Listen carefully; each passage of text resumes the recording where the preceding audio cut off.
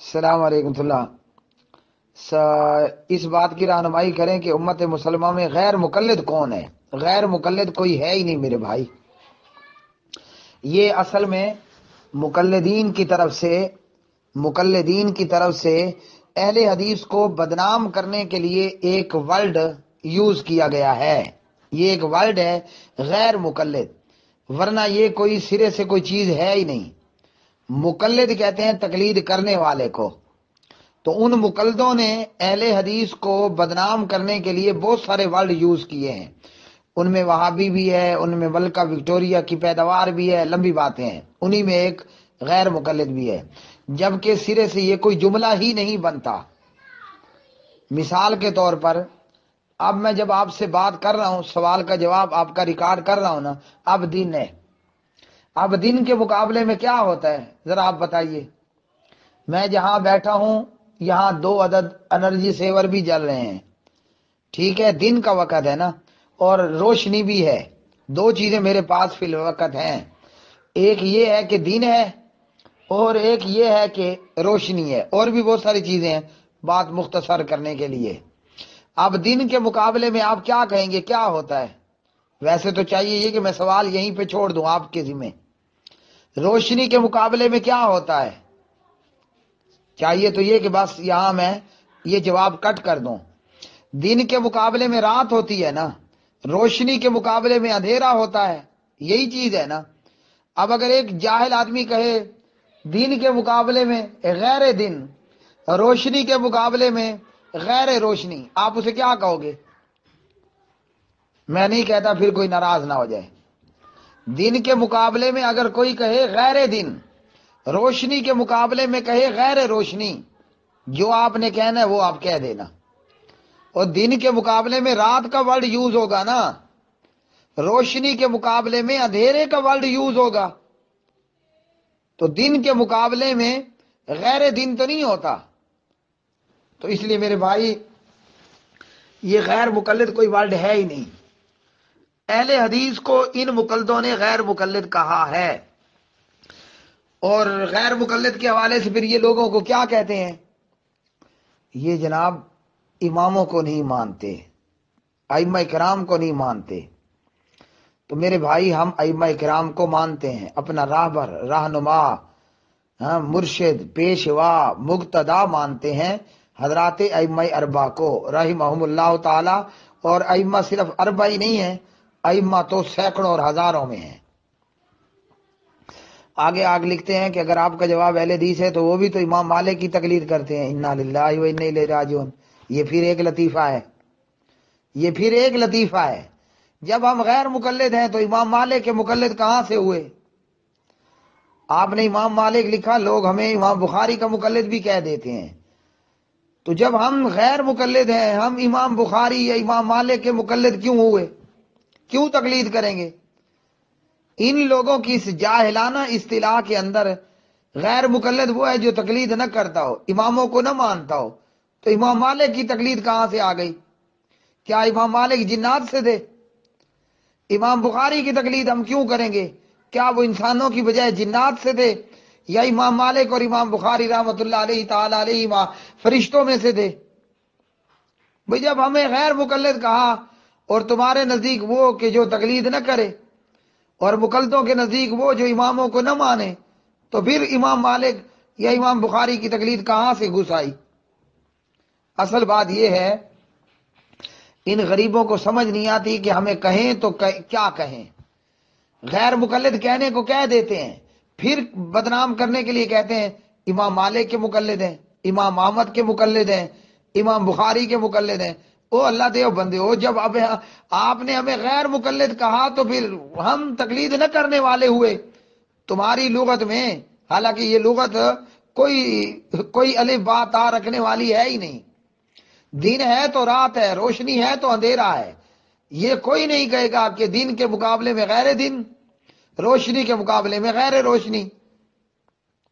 تو میرے بھائی ہم تقلید ایک کی بھی نہیں کرتے، اور مقتدا ہم سب کو مانتے ہیں، ہم مقتدی سب کے ہیں۔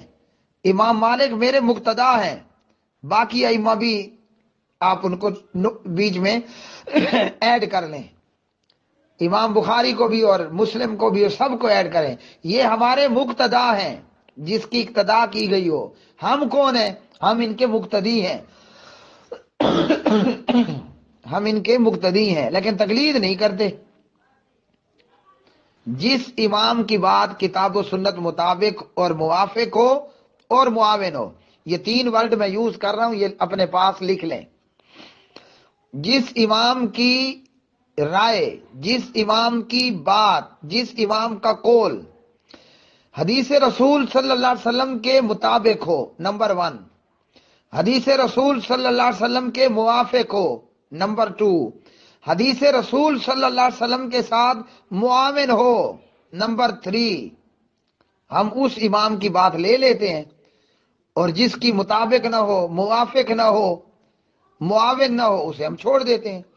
اس لیے کبھی ہم امام ابو حنیفہ کی بات لے لیتے ہیں اور امام مالک کی بات چھوڑ دیتے ہیں. کبھی ہم امام مالک کی بات لے لیتے ہیں، احمد ابن حنبل کی چھوڑ دیتے ہیں.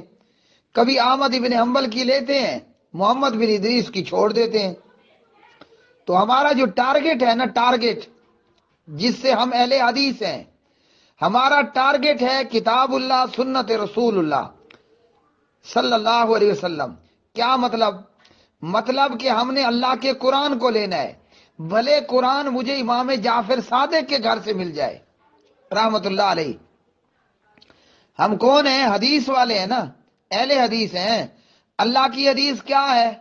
اللہ نزل احسن الحدیث. یہ الف لام میم الحمدللہ ہے، یہ قرآن اللہ کی حدیث ہے. اور نبی علیہ الصلوۃ والسلام کی حدیث کیا ہے؟ انما الاعمال بالنیات وانما لکل امرئ ما نوی. پیغمبر کا جو فرمان ہے، سیرت ہے، سنت ہے، وہ پیغمبر کی حدیث ہے. ہم نے اللہ کی حدیث لینی ہے، ہمیں ہمارے نبی کی حدیث لینی ہے. اب میں امام جعفر کے دروازے پر بھی کھڑا ہوں گا.